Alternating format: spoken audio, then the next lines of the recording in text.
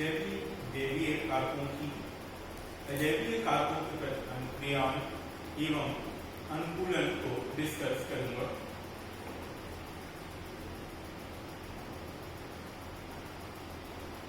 अजैवीय कारकों के प्रति अनुक्रियाएं एवं अनुकूलन ये हमारा आज का टॉपिक है और इसे डिस्कस करने के लिए जो टाइम प्लान है, प्रस्तावना 5 मिनट, अजैवीय कारकों के प्रति अनुक्रियाएं 12 मिनट, अनुकूलन 8 मिनट, सारांश 5 मिनट, इस प्रकार पूरा लेक्चर 30 मिनट में डिस्कस करूंगा।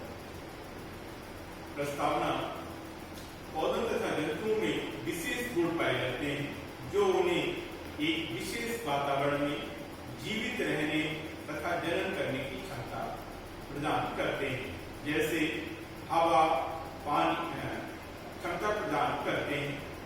वातावरण में जैविक घटक जंतु तथा पौधे पाए जाते हैं तथा अजैविक घटक हवा, पानी, प्रकाश, तापमान आदि पाए जाते हैं तथा यह एक दूसरे से क्रिया करते हैं। बात करते हैं आवास की, तो किसी जीव का आवास वह विशेष पर्यावरण होता है जिसमें वह अच्छी तरह से रह सकता है। जीवधारियों में कुछ विशेष लक्षण विकसित होते हैं जो उन्हें जीवित रहने में मदद करते हैं। इन्हीं लक्षणों को अनुकूलन कहते हैं। उद्देश्य, इस लेक्चर का उद्देश्य छात्रों को पर्यावरण के अजैविकीय घटकों के प्रति जीवों की अनुक्रियाएं एवं अनुकूलन के बारे में ज्ञान प्रदान करना है। अध्ययन की सुविधा के अनुसार लेक्चर को 2 भागों में बांटा गया है। भाग 1 अजैविकीय कारकों के प्रति अनुक्रियाएं तथा भाग 2 में अनुकूलन को डिस्कस करेंगे। भाग 1 अजैविकीय कारकों के प्रति अनुक्रियाएं। जीवों का बाह्य वातावरण प्रत्येक जीव के लिए 2 वातावरण पाए जाते हैं, जिसमें एक होता है जीवों का बाह्य वातावरण जो कि शरीर से बाहर कार्य करता है और दूसरा होता है जीवों का आंतरिक वातावरण जो कि शरीर के अंदर कार्य करता है। बात करते हैं जीवों के बाह्य वातावरण की। जीवों के आवासों के अजैविकीय परिस्थितियों में निरंतर परिवर्तन होता रहता है। अत्यधिक परिवर्तनशील बाह्य वातावरण जीवों को परेशान करता है। यह बाह्य वातावरण जीवों के आंतरिक वातावरण में परिवर्तन करने का प्रयास करता है तथा जीव अपने आंतरिक वातावरण को स्थिर एवं संतुलित बनाए रखने का प्रयास करता है। बात करते हैं जीवों के आंतरिक वातावरण की, तो प्रत्येक जीव के शरीर के आंतरिक वातावरण पाया जाता है। शरीर में आंतरिक वातावरण पाया जाता है जो कि कोशिकाओं, ऊतकों, ऊतक द्रव्यों, ऊतक द्रव्य के अंदर रुधिर तथा लसिका आते हैं, जल, खनिज लवण, आयन आदि से मिलकर बनता है। आंतरिक वातावरण में संतुलन बनाए रखने की प्रक्रिया का नियमन तंत्रिका तंत्र अंतःस्रावी तंत्र की सहायता से करता है। बात करते हैं समस्थापन की, तो जीवों के आवास के पर्यावरण परिवर्तन के जवाब में एक जीव के आंतरिक वातावरण को अक्षुण्ण बनाए रखने की प्रक्रिया को समस्थापन कहते हैं। समस्थापन प्रक्रिया का तंत्रिका तंत्र तथा अंतःस्रावी प्रणाली द्वारा नियमन किया जाता है। शरीर की समस्थापन प्रक्रियाओं के अंतर्गत तापमान नियंत्रण, पीएच संतुलन, पानी और इलेक्ट्रोलाइट संतुलन, रक्तचाप और हृदय की धड़कन आदि शामिल हैं। कोशिकाओं के रासायनिक आदान प्रदान को सुचारू बनाए रखने के लिए शरीर के अंतःवातावरण की भौतिक, रासायनिक दशाओं को संतुलित बनाए रखना अत्यावश्यक होता है। जंतु अनेक स्वनियमन प्रक्रियाओं द्वारा आंतरिक वातावरण को संतुलित और अखंड बनाए रखते हैं। इस प्रक्रिया को वाल्टर बी कैनिंग ने होमियोस्टेसिस अर्थात समस्थापन कहा है। संतुलितता बनाए रखने में शरीर के सभी ऊतकों एवं अंगों का योगदान होता है, जिसका नियमन अंतःस्रावी तंत्र करता है। जीवों द्वारा समस्थापन प्राप्त करने के विभिन्न तरीके। यहाँ पर मैं बात करना चाहूंगा जीवों को प्रभावित करने वाले उनके वातावरण एवं आंतरिक वातावरण। तो बाह्य वातावरण की बात करें तो जीवों के उसके आवास के चारों ओर का जो वातावरण है, जो पर्यावरण है, उस पर्यावरण को बाह्य पर्यावरण कहते हैं। और इस बाह्य पर्यावरण में जो कि अजैविक कारकों को जैविक तथा अजैविक कारकों से मिलकर बना है तथा इस अजैविक कारकों में निरंतर परिवर्तन होता रहता है। पानी है, हवा है, वायु है, मिट्टी है, तापमान है, इसमें निरंतर परिवर्तन होता है। और इस बाह्य वातावरण में होने वाले परिवर्तन जंतु के शरीर के अंदर के आंतरिक वातावरण में परिवर्तन करने का प्रयास करते हैं। अब यदि बात करें जीवों के आंतरिक वातावरण की, तो प्रत्येक जीव के शरीर के अंदर एक आंतरिक वातावरण पाया जाता है जो कि कोशिकाओं से मिलकर बना होता है। विभिन्न प्रकार की कोशिकाएं मिलकर ऊतक बनाती हैं और इन कोशिकाओं तथा ऊतक के बीच में इनके एक दूसरे के पदार्थों का आदान प्रदान करने के लिए एक तरल पदार्थ पाया जाता है जिन्हें हम कोशिका द्रव्य कहते हैं। संपूर्ण शरीर में पदार्थों का आदान प्रदान संतुलन बनाए रखने के लिए तरल के रूप में रुधिर तथा लसिका पाई जाती है। तो बाह्य वातावरण में जो भी परिवर्तन होते हैं वो परिवर्तन आंतरिक वातावरण में परिवर्तन करने का प्रयास करते हैं, परंतु शरीर में इस तरह की व्यवस्था पाई जाती है, इस तरह का प्रक्रिया पाई जाती है जिसके द्वारा आंतरिक वातावरण बाह्य वातावरण के होने वाले परिवर्तनों के प्रभाव को निष्क्रिय करने का, कम करने का प्रयास करता है। अब बात करते हैं हम समस्थापन अथवा होम्योस्टेसिस की। तो प्रत्येक व्यक्ति के या प्रत्येक जंतु के शरीर के आंतरिक वातावरण में या उसके शरीर के अंदर के शरीर में एक संतुलन की अवस्था, और ये संतुलन की अवस्था रासायनिक रूप से होती है, भौतिक रूप से होती है। आयनों के आधार पर जो इलेक्ट्रोलाइट कैल्शियम, पोटेशियम, सोडियम पाए जाते हैं उनके संतुलन की अवस्था हो सकती है, जिसे सांद्रण की अवस्था कहते हैं। तो इस संपूर्ण शरीर के आंतरिक वातावरण में इस संतुलन की अवस्था को ही होम्योस्टेसिस अथवा समस्थापन कहते हैं। होम्योस्टेसिस को बनाए रखने का, समस्थापन को बनाए रखने की प्रक्रिया का कार्य जो है शरीर का तंत्रिका तंत्र अंतःस्रावी तंत्र की मदद से करता है। अर्थात जो तंत्रिका तंत्र तथा अंतःस्रावी तंत्र मिलकर के बहुत से हार्मोन स्रावित करते हैं और वो हार्मोन आंतरिक वातावरण की गतिविधियों को नियंत्रित करने का कार्य करते हैं। अब हम यहाँ पर बात करेंगे कि किस प्रकार जीव अजैविक वातावरण के प्रभावों को निष्क्रिय करने का काम करते हैं या उनको एडजस्ट करने का काम करते हैं। तो सबसे पहले इसके अंतर्गत आता है नियमन।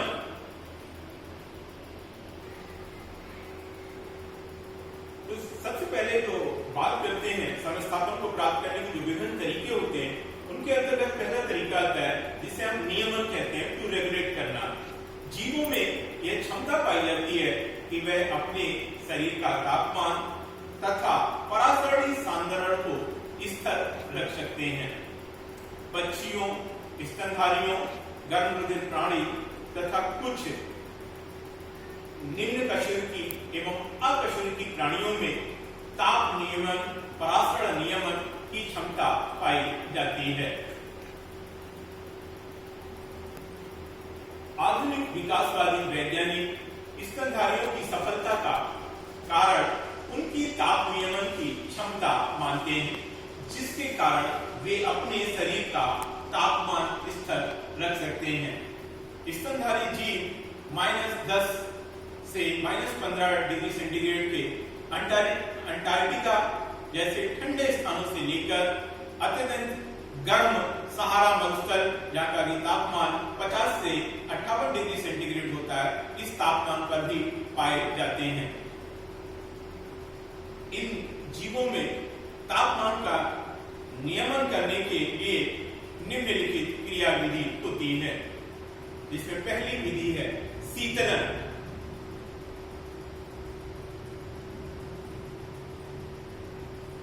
शीतलन की विधि में कोई भी जीव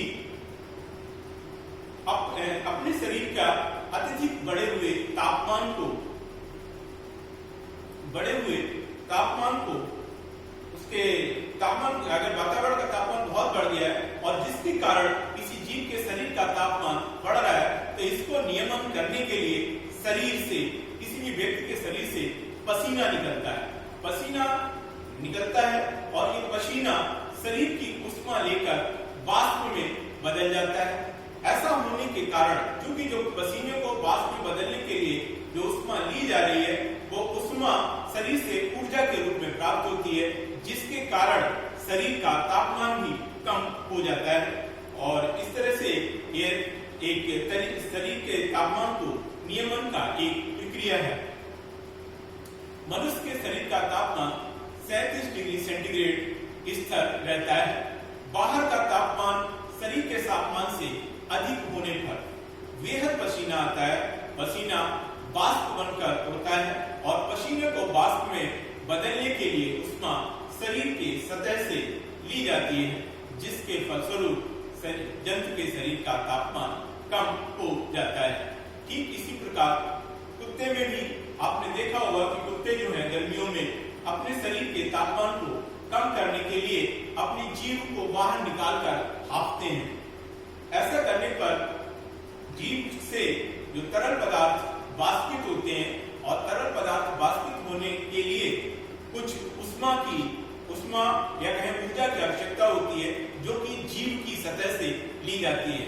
इस कारण कुत्ते के तापमान, संपूर्ण शरीर के तापमान को कम करने में मदद मिलती है। इस प्रकार कुत्तों का तापमान, गर्मी के मौसम में कुत्तों का हाँफना उनके शरीर के तापमान को कम करने की एक प्रक्रिया है। अब बात करते हैं कांपने की।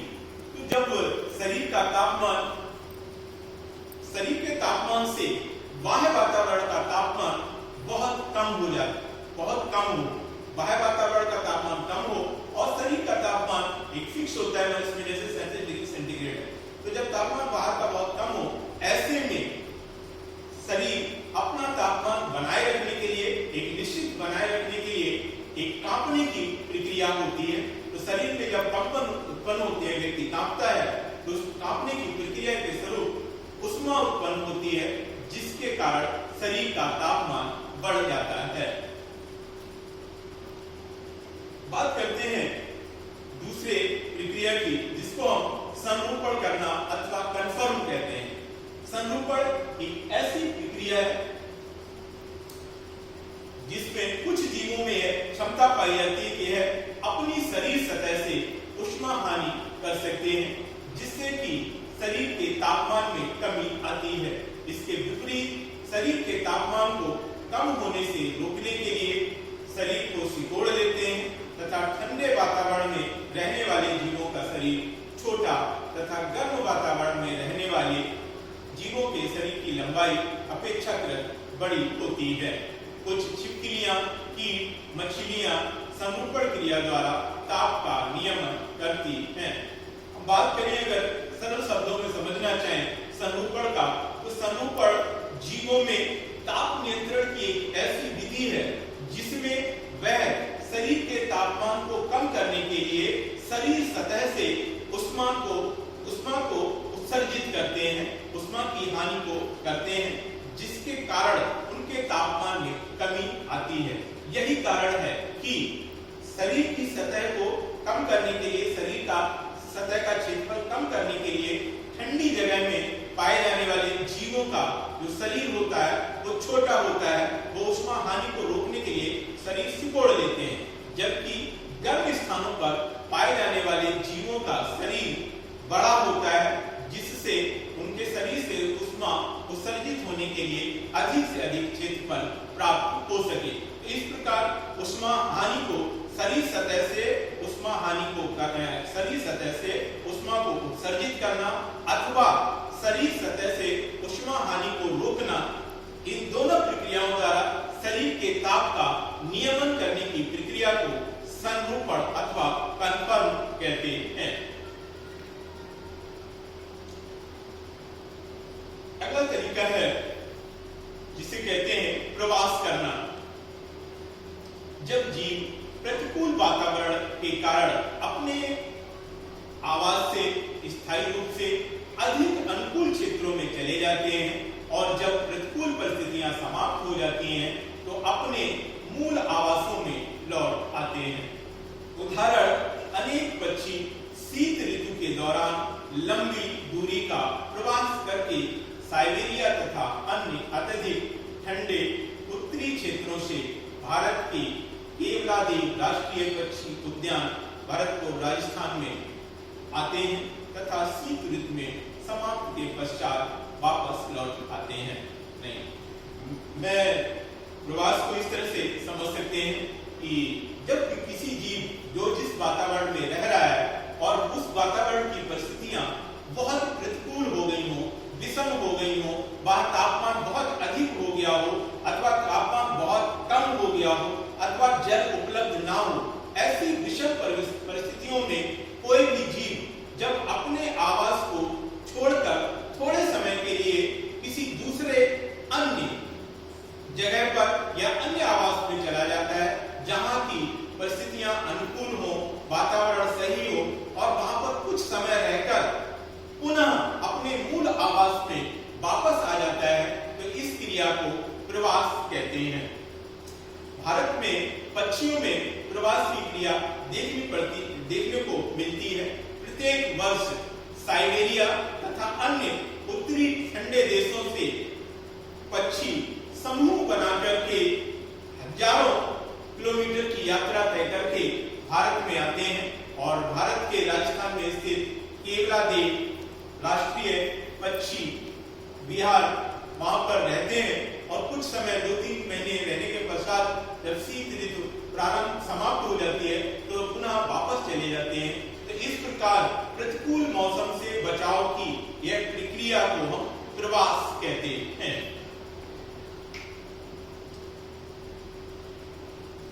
अगला है निलंबित करना। निलंबित करने का मतलब है कि जब जीव निलंबित करने में जीवाणु निलंबित करने का मतलब है कि जब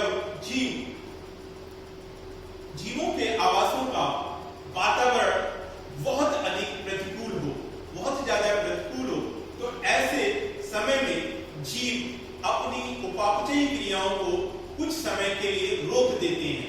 उनकी जो गतिविधियां हैं, जो वृद्धि है, वो कुछ समय के लिए रुक जाती हैं और जब प्रतिकूल परिस्थितियां समाप्त हो जाती हैं अर्थात अनुकूल परिस्थितियां लौट कर आती हैं, पुनः वापस आती हैं, तो जीव की वृद्धि पर जो रोक लगी हुई है वो हट जाती है और जीव फिर से वृद्धि तथा परिवर्धन करने लगता है। इसको निम्न उदाहरणों के द्वारा समझा जा सकता है। जैसे जीवाणुओं तथा कवकों में प्रतिकूल परिस्थितियों में मोटी भित्ति वाले बीजाणु बनते हैं। मोटी भित्ति वाले बीजाणु बनते हैं। इन बीजाणुओं के चारों ओर एक हार्ड मोटी कवरिंग पाई जाती है, एक आवरण सतह पाई जाती है जिसे सिस्ट कहते हैं। यह सिस्ट न सिर्फ इन जीवाणुओं को प्रतिकूल मौसम से बचाती है बल्कि जनन का भी एक साधन है, जनन करने में भी मदद करती है। ठीक इसी प्रकार शीत ऋतु में हिम भालू शीत निष्क्रियता में चले जाते हैं। जब बहुत ज्यादा बर्फ जम जाती है तो हिम भालू जो है वो एकदम निष्क्रिय हो जाते हैं, उनकी उपापचयी क्रियाएं रुक जाती हैं। ठीक ऐसे ही कुछ घोंगे हैं, मछलियां हैं, ग्रीष्म ऋतु में ताप अधिक हो जाने अथवा जल शुष्कन से बचने के लिए ग्रीष्म निष्क्रियता में चले जाते हैं। यह तालाब की, नदी की सतह पर जो कीचड़ होता है उस कीचड़ में जमीन के अंदर धंस जाते हैं और निष्क्रिय रूप में पड़े रहते हैं। जब पानी दोबारा भर जाता है तालाबों में तो फिर से निकल करके जमीन से बाहर आ जाते हैं। ठीक इसी प्रकार मेढक में भी ग्रीष्म निष्क्रियता तथा शीत निष्क्रियता देखने को मिलती है। मेढक जो कि शीत ऋतु प्राणी है अर्थात यह अपने तापमान को स्थिर नहीं रह सकता, इसका तापमान मौसम के तापमान के साथ तो बहुत अधिक गर्मी होने पर अथवा बहुत अधिक ठंड होने पर मेढक कीचड़ में जमीन के अंदर धंस जाता है और अपनी क्रियाओं को बहुत अधिक सीमित कर लेता है। इसकी उपापचय गति जो है, उपापचय की दर है वो कम हो जाती है और त्वचा के द्वारा श्वसन करने लगता है। तो इस अवस्था को इसकी ग्रीष्म निष्क्रियता अथवा शीत निष्क्रियता कहते हैं, जो कि उस मौसम के आधार पर उसको नाम दिया जाता है। ठीक इसी प्रकार बीजों में भी कुछ समय के लिए निष्क्रियता पाई जाती है, जिसे प्रसुप्ति कहते हैं। अर्थात किसी फल में बना हुआ बीज तुरंत उगता नहीं है, तुरंत नहीं जनरेट हो सकता, उसका अंकुरण नहीं हो सकता। तो ऐसा जो प्रसुप्ति है ये बीजों के लिए लाभदायक होती है, क्योंकि उनमें अगर तुरंत अंकुरण नहीं होता तो उन बीजों को एक स्थान से दूसरे स्थान तक पहुंचाया जाता है, जिससे उनके प्रकीर्णन में मदद होती है और इसी समय में उनके अंदर का भ्रूण भी अच्छी तरह से परिवर्तन होता है और फिर इस तरह से उनमें कुछ समय के पश्चात पुनः नए बीज बनने लगते हैं। इसी तरह से उदाहरण आता है डायाफाज। इसी प्रकार से उदाहरण है डायाफाज।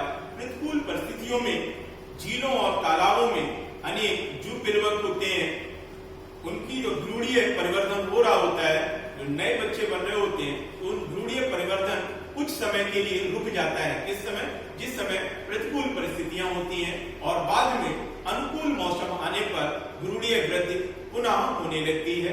इसी अवस्था को डायाफाज कहते हैं।